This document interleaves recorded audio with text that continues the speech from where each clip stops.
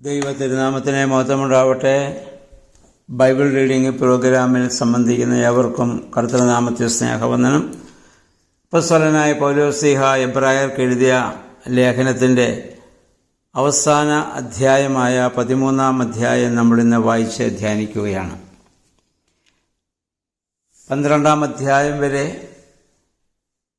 ധാരാളം കാര്യങ്ങൾ പഴയ നിയമ ബലികളും അതിൻ്റെ അപര്യാപ്തതയും പുതിയ നിയമ യേശുക്രിസ്തുവിൻ്റെ ബലിയുടെ പൂർണ്ണതയും അവ തമ്മിലുള്ള ബന്ധങ്ങളും വ്യത്യാസങ്ങളും ഒക്കെ വളരെ വിശദമായി പൗലോസ്ലീഹ പറഞ്ഞതിന് ശേഷം അവസാന അധ്യായത്തിൽ ചില ഉപദേശങ്ങളാണ് കൊടുക്കുക. ക്രൈസ്തവ ജീവിതത്തിൽ ക്രിസ്തുവിനെ സ്വീകരിച്ച ശേഷം നിങ്ങൾ ജീവിക്കേണ്ട രീതി. അതൊന്നാമത് പറയുന്നത് സഹോദര സ്നേഹത്തെക്കുറിച്ചാണ്. ആ സഹോദര സ്നേഹത്തോടുകൂടി പരസ്പരം പ്രവർത്തിക്കുവാൻ വർദ്ധിക്കുവാൻ നിങ്ങൾക്ക് സാധിക്കണം. രണ്ടാമത് പറയുന്നത് ആതിഥ്യ മര്യാദ, അതായത് മറ്റുള്ളവരിൽ നിന്ന് സഭയിലേക്ക് വരുന്നവരോട് കാണിക്കേണ്ട ആ ദാന സ്വഭാവം. അങ്ങനെ അറിയാൻ മേലാത്ത പരദേശികളെ സ്വീകരിച്ചതിന് മുഖാന്തരം അറിയാത്ത ദൈവദൂതന്മാരെ പോലും സൽക്കരിച്ച സംഭവം പറയുന്നു. ഇത് ഉൽപ്പത്തി പുസ്തകം 18-ാം അധ്യായത്തിൽ അബ്രാഹാം അവരെ സ്വീകരിച്ചതാണ് ഇവിടെ ഓർമ്മപ്പെടുത്തുന്നത്. ആ 3 പുരുഷന്മാർ നടന്ന് ക്ഷീണിച്ചു വന്നവരെ അബ്രാഹാം വിളിച്ചുകൊണ്ടുവന്ന് ഭക്ഷണം കൊടുക്കുകയും അവർ ഭക്ഷണം കഴിച്ച ശേഷം അബ്രാഹാമിനെ അനുഗ്രഹിക്കുകയും അടുത്ത വർഷത്തേക്ക് വാഗ്ദത്ത സന്തതി ഉണ്ടാകുമെന്നുള്ള അനുഗ്രഹം അവർക്ക് നൽകുന്നതുമായ സംഭവം. അവർ ദൈവദൂതന്മാരാണെന്നോ വിചാരിച്ചുകൊണ്ടല്ല അബ്രാഹാം അവരെ വിളിച്ചുകൊണ്ടുവന്ന 3 മനുഷ്യരായിട്ടാണ് അബ്രാഹാം അവരെ കാണുന്നത്. അപ്പം അവർ യാത്ര ചെയ്ത് വിഷമിച്ച് നിൽക്കുമ്പോൾ അവർക്ക് ഭക്ഷണം കൊടുക്കുക എന്നുള്ള ആ ആതിഥ്യ മര്യാദ അബ്രാഹാം ചെയ്തത് മുഖാന്തരമാണ് അബ്രാഹാം ഏറെ അനുഗ്രഹിക്കപ്പെട്ടത്. അത് പരിശുദ്ധ ത്രിത്വത്തെ സൂചിപ്പിക്കുന്നതായി നമ്മുടെ പ്രാർത്ഥനകളിലും ഒക്കെ വിശുദ്ധ പിതാക്കന്മാർ നമ്മെ അത് ഓർമ്മപ്പെടുത്തുന്നുണ്ട്. ആ 3 പുരുഷന്മാർ ത്രിത്വത്തെ സൂചിപ്പിക്കുന്നതായിരുന്നുവെന്ന്. പിന്നീട് അതിൻ്റെ 3-ാം ആയതുപോലെ അങ്ങനെയുള്ളവരോട് നമ്മൾ പെരുമാറുമ്പോൾ, അവരെ ശുശ്രൂഷിക്കുമ്പോൾ നമ്മൾ ദൈവത്താൽ അനുഗ്രഹിക്കപ്പെടുമെന്നുള്ളതാണ്. പിന്നീട് പറയുന്ന 3-ാം വാക്യത്തിൽ പറയുന്നു, ഇതുപോലെ ബന്ധനങ്ങളിലും പീഡനങ്ങളിലൊക്കെ കഴിയുന്നവരെ ആളുകളെ കാണുമ്പോൾ അത് അവർ നിങ്ങളാണെന്നുള്ള ചിന്തയോടെ അവരെ സഹായിക്കണം. ഓരോരുത്തരും പീഡ അനുഭവിക്കുമ്പോൾ അത് ഞാനാണെങ്കിൽ ഞാൻ എനിക്ക് വേണ്ടി എന്തു ചെയ്യും? അതാണ് മറ്റുള്ളവർക്ക് വേണ്ടി നിങ്ങൾ ചെയ്യേണ്ടത്. 4-ാം വാക്യത്തിൽ പറയുന്നത് കുടുംബജീവിതത്തെ പറ്റിയാണ്. മനുഷ്യജീവിതത്തിലെ ഏറ്റവും പ്രധാനപ്പെട്ട ഒരു ഘടകമാണല്ലോ ദാമ്പത്യം. ആ ദാമ്പത്യ ജീവിതത്തിൽ അനുഷ്ഠിക്കേണ്ട വിശുദ്ധിയെക്കുറിച്ച് പൗലോസ്ലീഹ പറയുന്നു. അദ്ദേഹം പറയുന്നു, വിവാഹം ഏവർക്കും മാന്യമാണ്, കിടക്ക നിർമ്മലമായിരിക്കട്ടെ. ദാമ്പത്യ ജീവിതത്തിലെ ഏറ്റവും വലിയ ഒരു പാപമാണ് അഡൾട്ടറി അഥവാ വ്യഭിചാരം എന്ന് പറയുന്നത്. വ്യഭിചാരം എന്ന് പറയുമ്പോൾ മറ്റൊരാളുമായി ബന്ധപ്പെടുന്നത് മാത്രമല്ല വ്യഭിചാരം. പ്രത്യുത സ്വന്തം ഭാര്യ ഭർത്താക്കന്മാർ തമ്മിലുള്ള ബന്ധങ്ങളിൽ പോലും വ്യഭിചാരം നടക്കാം. എങ്ങനെയെന്നാൽ അറിയാം, പഴയ നിയമത്തിൽ ഒരു ആക്ട് നടന്നെങ്കിൽ മാത്രമേ അതിന് ശിക്ഷയുള്ളൂ. മോഷണം, വ്യഭിചാരം, കൊലപാതകം ചെയ്യുന്നവൻ അവൻ ശിക്ഷ അനുഭവിക്കും. എന്നാൽ പുതിയ നിയമത്തിൽ നമ്മുടെ കർത്താവിൻ്റെ പഠിപ്പിക്കൽ അനുസരിച്ചൊരു പ്രവൃത്തി ചെയ്യാൻ മനസ്സിൽ നിരൂപിച്ചാൽ പോലും ചെയ്തതിന് തുല്യമാണ്. അതുകൊണ്ടാണ് മത്തായിയുടെ സുവിശേഷം 5-ാം അധ്യായം 21 മുതൽ തന്റെ ഗിരിപ്രഭാഷണത്തിൽ യേശു പറഞ്ഞു, കോപിക്കുന്നവൻ കൊലപാതകം ചെയ്യുന്നു, മോഹിക്കുന്നവൻ വ്യഭിചാരം ചെയ്യുന്നു. കോപം ഒരു കൊലപാതകവും മോഹം ഒരു വ്യഭിചാരവുമായി കർത്താവ് പറഞ്ഞു. അപ്പം ആ രീതിയിൽ ചിന്തിക്കുമ്പോൾ സ്വന്തം കിടക്കറയിൽ പരസ്ത്രീയെ മനസ്സിൽ ധ്യാനിച്ച് സ്വഭാര്യയുമായി ബന്ധപ്പെടുകയോ പരപുരുഷനെ മനസ്സിൽ ധ്യാനിച്ച് സ്വഭർത്താവുമായി ബന്ധപ്പെടുകയോ ചെയ്താൽ അത് വ്യഭിചാരമാണ്. മനസ്സുകൊണ്ട് ചെയ്യുന്ന വലിയ വ്യഭിചാരം. അവിടെ ആൾ മാറിയിട്ടില്ല, പക്ഷെ മനസ്സിൽ മറ്റൊരാളാണ്. അപ്പം അതാണ് യേശുക്രിസ്തുവിൻ്റെ പഠിപ്പിക്കലിൻ്റെ ഏറ്റവും വലിയ ശ്രേഷ്ഠത എന്ന് പറയുന്നത്. അപ്പം ആ അങ്ങനെയുള്ള ബന്ധങ്ങളിലാണ് ഒരു കുഞ്ഞ് ജനിക്കുന്നതെങ്കിൽ ആ കുഞ്ഞിനെ പിന്നെ നമുക്ക് നല്ല മാർഗത്തിൽ ആ കുഞ്ഞ് വരണമെന്ന് പറയുന്നതിൽ അർത്ഥവുമില്ല. അതുകൊണ്ടാണ് ജോൺ പോൾ രണ്ടാമൻ മാർപ്പാപ്പ കപ്പിൾസിന് കൊടുത്തതായ ഒരു അഡ്വൈസ് ഉണ്ട്. അതിതാണ്: യുവർ ബെഡ്റൂം ഈസ് ലൈക്ക് മദ്ബഹ, bed is like an altar. അവിടെ നടക്കേണ്ടത് ഒരു സാക്രിഫൈസ്. ദമ്പതികളുടെ ബെഡ്റൂം അവരുടെ ജീവിതത്തിൻ്റെ മദ്ബഹ ആയിരിക്കണം. ഒരു ദേവാലയത്തിലെ ഏറ്റവും വിശ്വ സ്ഥലമായി നമ്മൾ കാണുന്നതാണല്ലോ മദ്ബഹ. അതിന് തുല്യമായി നമ്മുടെ കിടക്കറയെ കാണണം. ബെഡ് ഒരു ബലിപീഠമാണ്, ത്രോണോസാണ്. അതിൽ നടക്കേണ്ടത് ബലിയർപ്പണമാണ്. ബലിയിൽ നൽകലും സ്വീകരിക്കലുമുണ്ട്. ഞാൻ ഏത് വസ്തു സമർപ്പിച്ചാലും എന്നെ സമർപ്പിക്കുന്നതിന് പ്രതീകമാണ്. ദൈവം അത് സ്വീകരിക്കുമ്പോൾ ആ ബലി അവിടെ പൂർണ്ണമാകുന്നു. ഇവിടെ ഭാര്യ തന്നെ ഭർത്താവിന് നൽകുന്നു, ഭർത്താവ് തന്നെ ഭാര്യയ്ക്ക് നൽകുന്നു. രണ്ടുപേരും നൽകി രണ്ടുപേരും സ്വീകരിച്ച് ആ ബലി പൂർണ്ണമാവുകയും അതിൻ്റെ നിക്ഷേപമായി അനുഗ്രഹമായി ദൈവത്തിൻ്റെ ഒരു സൃഷ്ടി നമ്മിലൂടെ ഭൂമിയിലേക്ക് ആഗതമാകുകയും ചെയ്യണം. അതാണ് ക്രൈസ്തവ ജീവിതത്തിൻ്റെ ദാമ്പത്യ ധർമ്മം എന്ന് പറയുന്നത്.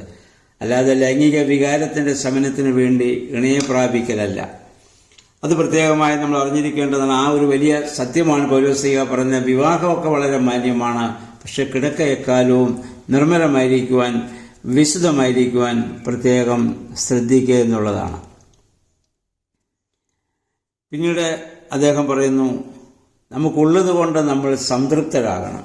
സാമ്പത്തികമായി അസന്മാർഗീയമായ മാർഗങ്ങളിലൂടെ ധനം സമ്പാദിക്കാൻ ഒരിക്കലും വിശ്വാസികൾ ശ്രമിക്കരുത്. ദ്രവ്യാഗ്രഹം മനുഷ്യനെ സ്വാധീനിക്കുന്ന ഏറ്റവും വലിയ മറ്റൊരു പാപമാണ്. കാരണം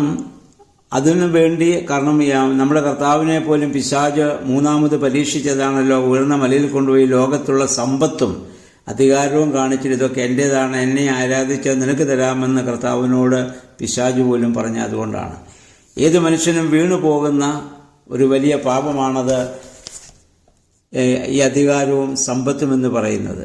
അതുകൊണ്ട് ദ്രവ്യാഗ്രഹം പാടില്ല. കാരണം ഞാൻ ഒരു നാൾ നിന്നെ വിട്ടുകളയുകയില്ല എന്ന് വാഗ്ദാനം ചെയ്ത കർത്താവ് നമുക്കുണ്ട്. ദാവീദ് സങ്കീർത്തനത്തിൽ പറഞ്ഞതുപോലെ കർത്താവാണ് എൻ്റെ സഹായകൻ, മനുഷ്യന് എന്നോട് എന്തു ചെയ്യാൻ കഴിയും എന്ന ആത്മധൈര്യവും ആ വിശ്വാസവുമാണ് ഒരു വിശ്വാസിക്ക് ആവശ്യമായിട്ടുള്ളത്. 7 മുതൽ 9 വരെയുള്ള വാക്യങ്ങളിൽ സഭാപരമായ ജീവിതത്തെക്കുറിച്ച് പറഞ്ഞിട്ട് പറയുന്നു: ദൈവവചനം നമ്മളെ സംസാരിച്ച് പഠിപ്പിച്ച നമ്മുടെ പിതാക്കന്മാരെ, നമ്മിൽ നിന്ന് വാങ്ങിപ്പോയ പിതാക്കന്മാരെ നമ്മൾ ഓർക്കണം. ഓർക്കുക എന്ന് പറഞ്ഞാൽ വെറും മാനസിക തലങ്ങളിലുള്ള ഓർമ്മയല്ല, അവർക്ക് വേണ്ടി പ്രാർത്ഥിച്ച് സഭയിൽ. അതുകൊണ്ടാണ് അങ്ങനെയുള്ള പിതാക്കന്മാരുടെ ഓർമ്മ ദിവസം സഭ എന്താ ചെയ്യുക? വിശുദ്ധ കുർബാന അർപ്പിച്ചാണ് നമ്മൾ അവരെ സ്മരിക്കുന്നത്. ഏറ്റവും വലിയ സഭയുടെ പ്രാർത്ഥന എന്ന് പറയുന്നത് വിശുദ്ധ കുർബാനയാണല്ലോ. അപ്പം അങ്ങനെ അവരെ ഓർക്കാൻ നമുക്ക് സാധിക്കണം. 2, അവരുടെ ജീവിതവും അന്ത്യവും നിങ്ങൾ മാതൃകയാക്കണം. അവർ ക്രിസ്തുവിന് വേണ്ടി ജീവിച്ച് ക്രിസ്തുവിന് വേണ്ടി അവർ മരിക്കാൻ തയ്യാറായതുപോലെ ആ വിശ്വാസത്തിൻ്റെ സ്ഥിരതയിലും പൂർണ്ണതയിലും ജീവിക്കാൻ നമുക്ക് സാധിക്കണം. അവരെ നമ്മൾ മാതൃകയാക്കണം. അവരുടെ ഓർമ്മകൾ നമ്മൾ നടത്തുന്നത് അതിനുവേണ്ടിയാണ്. 3, അവരുടെ വിശ്വാസം അഥവാ അവർ നമ്മെ പഠിപ്പിച്ച സത്യവിശ്വാസം ചോദ്യം ചെയ്യാതെ അനുസരിക്കണം. കാരണം അവരെ വിളിച്ച് നിയമിച്ച് അവർക്ക് ഈ ദൗത്യം കൊടുത്തത് നമ്മുടെ കർത്താവാണ്. അപ്പം കാലഘട്ടം മാറുന്നതനുസരിച്ച് ക്രൈസ്തവ സഭയുടെ അടിസ്ഥാനപരമായ പഠിപ്പിക്കലുകൾ മാറ്റാനൊക്കത്തില്ല. കാരണം അത് പഠിപ്പിച്ച ക്രിസ്തു ഇന്നലെയും ഇന്നും എന്നും ഒരാൾ തന്നെയാണ്.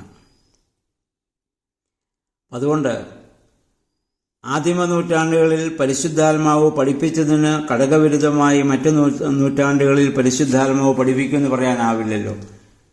യേശു ശിഷ്യന്മാരോട് പറഞ്ഞു, ഞാൻ പോകും, പരിശുദ്ധാത്മാവെന്ന കാര്യസ്ഥൻ വരും, അവൻ സകല സത്യത്തിലേക്ക് നിങ്ങളെ വഴി നടത്തിക്കൊണ്ടും. അപ്പോൾ അപ്പസ്തോലിക കാലം മുതൽ പരിശുദ്ധാത്മാവ് വഴി നടത്തിയ അതേ മാതൃകയിലാണ് സഭ ഇന്ന് മുന്നോട്ട് പോകേണ്ടത്. അപ്പം അതുകൊണ്ട് അങ്ങനെയുള്ള അന്യപ്രബോധനങ്ങൾക്ക് വശംബദ്ധരാകാൻ പാടില്ല. അതുകൊണ്ട് ആ ദൈവത്തിൻ്റെ കൃപയിലും നിങ്ങളുടെ ഹൃദയങ്ങളെ നിങ്ങൾ ശക്തീകരിക്കണമെന്നുള്ളതാണ് പൗലോസ്ലീഹ ഇവിടെ ആവശ്യപ്പെടുന്നത്.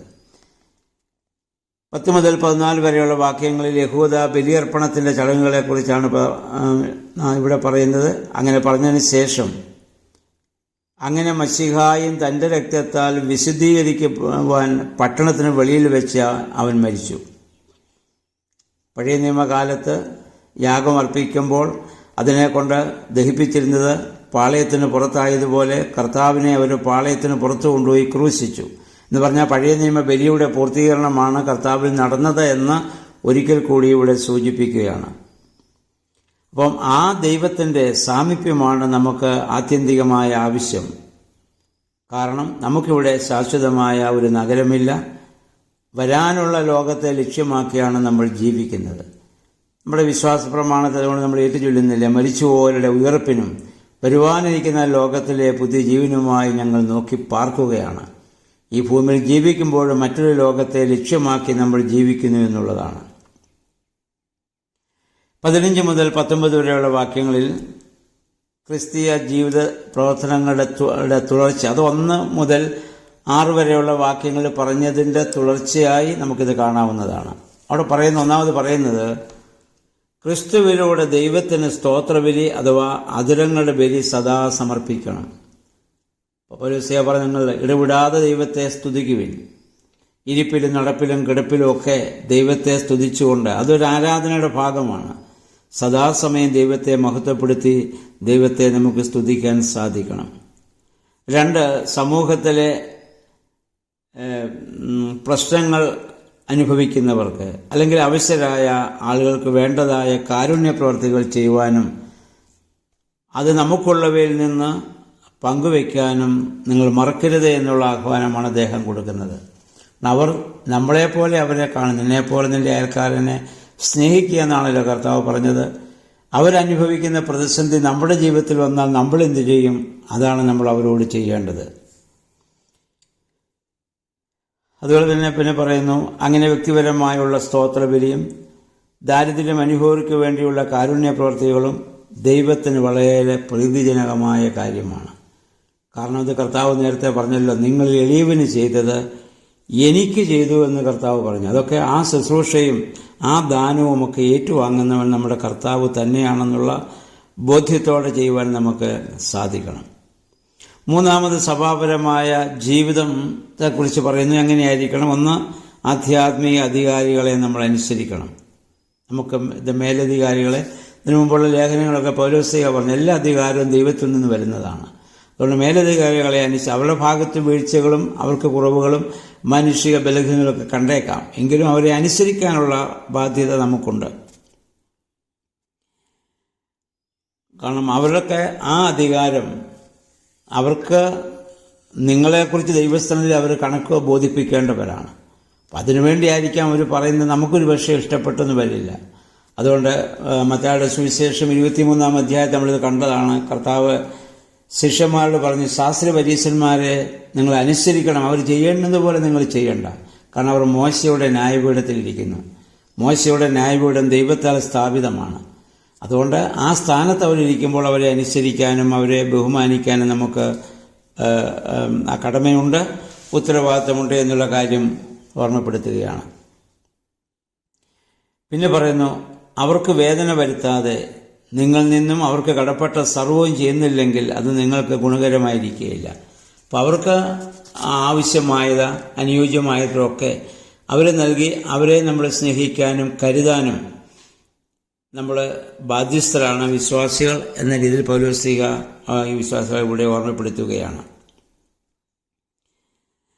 പിന്നെ പറയുന്നു, ഭരണാധിപന്മാരുടെ ശക്തി അവർക്ക് വേണ്ടിയുള്ള വിശ്വാസികളുടെ പ്രാർത്ഥനയാണ്. ഇത് നമ്മളെപ്പോഴും ഓർത്തിരിക്കേണ്ടതാണ്. സഭാ നേതൃത്വത്തിന് വേണ്ടി, സഭയ്ക്ക് വേണ്ടി, അല്ലെങ്കിൽ മേലധികാരികൾക്ക് വേണ്ടി ഒക്കെ നമ്മൾ പ്രത്യേകമായി പ്രാർത്ഥിക്കണം. കാരണം അവരെ പൈശാചിക പ്രകോപനങ്ങളിലും വളരെ വേഗം വീണുപോകാൻ സാധ്യത ഉള്ളവരാണ്. അങ്ങനെയുള്ളവർ അവരെ അതിൽ നിന്നൊരു സംരക്ഷണം ലഭിക്കാൻ വേണ്ടി നമ്മൾ പ്രാർത്ഥിക്കുക. പ്രാർത്ഥനയാണ് ജീവിതത്തിലെ ഏറ്റവും വലിയ ശക്തി. ക്രൈസ്തവ ജീവിതത്തിൻ്റെ ശക്തി എന്ന് പറയുന്നത് പ്രാർത്ഥനയാണ്. നമ്മുടെ കർത്താവും ആ പ്രാർത്ഥനയിലാണല്ലോ കൂടുതൽ ശക്തിപ്പെട്ടത്. സന്ധ്യയായപ്പോൾ പടകിനെ പറഞ്ഞുവിട്ട്, ശിഷ്യന്മാരെ പറഞ്ഞുവിട്ട് അവൻ തനിയെ മലയിലേക്ക് പോയി.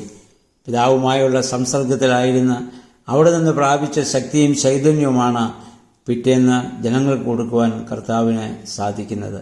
അതുപോലെ നമ്മളും ആ പ്രാർത്ഥനയിൽ ഉറ്റിരിക്കുകയും ആ പ്രാർത്ഥനയുടെ പശ്ചാത്തലത്തിൽ നമ്മുടെ പിതാക്കന്മാരെയൊക്കെ ഓർക്കുകയും മറ്റുള്ളവർക്ക് വേണ്ടി ഇപ്പോൾ ജീവിച്ചിരിക്കുന്നവർക്ക് വേണ്ടിയും അല്ലെങ്കിൽ സഭാ ശുശ്രൂഷ ചെയ്യുന്നവർക്ക് വേണ്ടിയും എല്ലാ ദിവസത്തെ പ്രാർത്ഥനകൾ നമ്മൾ ഓർക്കുകയും അവരെ ദൈവം പൈശാചിക പ്രലോഭനങ്ങളിൽ വീണുപോകാതെ ദൈവിക ശക്തികൾ പ്രവർത്തിക്കുവാൻ തക്കവണ്ണം അവർക്ക് വേണ്ടി നമ്മൾ പ്രാർത്ഥിക്കുകയും ചെയ്യണം. 20 മുതൽ 25 വരെയുള്ള വാക്യങ്ങളിൽ ലേഖനത്തിൻ്റെ സമാപനമാണ്. അവിടെ പറയുന്ന വിശ്വാസത്തോടൊപ്പം സൽപ്രവൃത്തികളുടെ പ്രാധാന്യം അവിടെ ചൂണ്ടിക്കാണിക്കുന്നുണ്ട്. അവയുടെ ഉദ്ദേശം എന്തെന്ന് ചോദിച്ചാൽ ദൈവത്തിൻ്റെ ഇഷ്ടം നിറവേറ്റലാണ്. അപ്പം സൽപ്രവൃത്തികളാണ് ദൈവത്തിൻ്റെ ഏറ്റവും വലിയ ഇഷ്ടം, അത് നമ്മൾ നിറവേറ്റണം. അപ്പം ദൈവത്തിൻ്റെ ദൃഷ്ടിയിൽ പ്രീതികരമായത് നമ്മുടെ കർത്താവായ യേശുമിശിഹ വഴി ദൈവം നമ്മിൽ പ്രവർത്തിക്കും. അതുകൊണ്ട് ദൈവനാമം മാത്രം സ്തുതിക്കപ്പെടട്ടെ എന്നുള്ള ഒരു വലിയ അനുഗ്രഹ പ്രാർത്ഥനയോടുകൂടി ഈ ലേഖനം ഇവിടെ സമാപിപ്പിക്കുകയാണ്. അപ്പം നമ്മൾ ഈ അഭിപ്രായ ലേഖനം 13 അധ്യായങ്ങൾ വായിച്ച് ധ്യാനിക്കുവാൻ നമുക്കിടയായി. ഇതിനെ വീണ്ടും നമുക്കത് മനസ്സിലായിട്ടില്ലെങ്കിൽ വീണ്ടും നമുക്ക് വേണമെങ്കിൽ ഒരിക്കൽ കൂടി ഞാൻ പറഞ്ഞ ആ കാര്യങ്ങളൊക്കെ വീണ്ടും നിങ്ങൾക്ക് കേൾക്കുന്നതിന് സാധിക്കും. വീണ്ടും നമ്മൾ വായിക്കണം. ഞാനതിൻ്റെ ചില ബ്രീഫായിട്ടുള്ള ചില കാര്യങ്ങൾ മാത്രമേ പറഞ്ഞിട്ടുള്ളൂ. ബാക്കിയൊക്കെ നിങ്ങളിലും ദൈവത്തിൻ്റെ ആത്മാവ് പരിവർത്തിക്കും, നിങ്ങളിലും ദൈവത്തിൻ്റെ ആത്മാവ് ഇടപെടും. ഓരോരുത്തരും ഇത് വായിക്കുക. അപ്പോൾ ദൈവം തരുന്ന ആ നല്ല ബോധ്യത്തിലൂടെ പരിശുദ്ധാത്മാവിന് വിധേയപ്പെട്ട് ഈ ഭൂമിയിൽ ജീവിക്കുവാൻ നമുക്ക് ശ്രമിക്കാം. ഇപ്പം അതിനുശേഷം ഇപ്പം നാളെ മുതൽ നമ്മൾ ഇനിയും പൊതുവായിട്ട് എഴുതിയിട്ടുള്ള ചില ലേഖനങ്ങളുണ്ട്. ഇതുവരെ നമുക്ക് സഭകൾക്ക് എഴുതിയ ലേഖനങ്ങളാണ് നമ്മൾ വായിച്ചുകൊണ്ടിരുന്നത്. ഇനി ഉള്ളത് ചില പൊതുവായ ലേഖനങ്ങൾ എന്ന് പറയുന്നത് യാക്കോബിൻ്റെ ലേഖനവും അങ്ങനെ കുറേ ലേഖനങ്ങളുണ്ട്. ആ ലേഖനങ്ങളിലേക്ക് നമ്മൾ ഇനി നാളെ മുതൽ നമ്മൾ പ്രവേശിക്കുകയാണല്ലോ. ഇതുവരെ ഇതിനോട് സഹകരിച്ച എല്ലാവരോടും പ്രത്യേകമായി നന്ദിയും സ്നേഹവും അറിയിക്കുന്നു. നിങ്ങളൊക്കെ അറിയപ്പെടുന്ന മറ്റാളുകളോടും ഈ വേദപുസ്തകം വായിക്കുവാനൊരു പ്രേരണ അവർക്ക് നൽകി. ഇതാരുടെയും മഹത്വത്തിനല്ല, അവരവർക്ക് ദൈവത്തെ കൂടുതൽ അറിയുന്നതിനും വേദപുസ്തക പരിചയമുണ്ടാകുന്നതിനും വേദപുസ്തകത്തിലെ വാക്യങ്ങളുടെ ഒരു വലിയ ശക്തിയാണെന്ന് നമുക്കറിയാമല്ലോ. ആ ഒരു വലിയ വെളിച്ചത്തിൽ ജീവിക്കുവാൻ എല്ലാവർക്കും ഇടയാകണം. മറ്റുള്ളവരെ അതിനെ പ്രോത്സാഹിപ്പിക്കുകയും അവരെ അതിലേക്ക് ക്ഷണിക്കുകയും ചെയ്യണമെന്ന കാര്യം കൂടി പ്രത്യേകമായി ഓർമ്മപ്പെടുത്തുന്നു. എല്ലാവർക്കും ആ ദൈവനാമത്തിൽ വളരെ വിനീതമായി നന്ദി സ്നേഹവും അറിയിക്കുന്നു. ദൈവം നിങ്ങളെല്ലാവരെയും അനവരതമായി അനുഗ്രഹിക്കട്ടെ എന്ന് പ്രാർത്ഥിക്കുന്നു. നിങ്ങളുടെ വിലയേറിയ പ്രാർത്ഥനയിൽ ബലഹീനനായ എന്നെയും സ്മരിക്കണമേ എന്ന് അഭ്യർത്ഥിച്ചുകൊണ്ട് നിർത്തുന്നു. ദൈവനാമം മാത്രം മഹത്വപ്പെടുവാൻ ഇടയാവട്ടെ.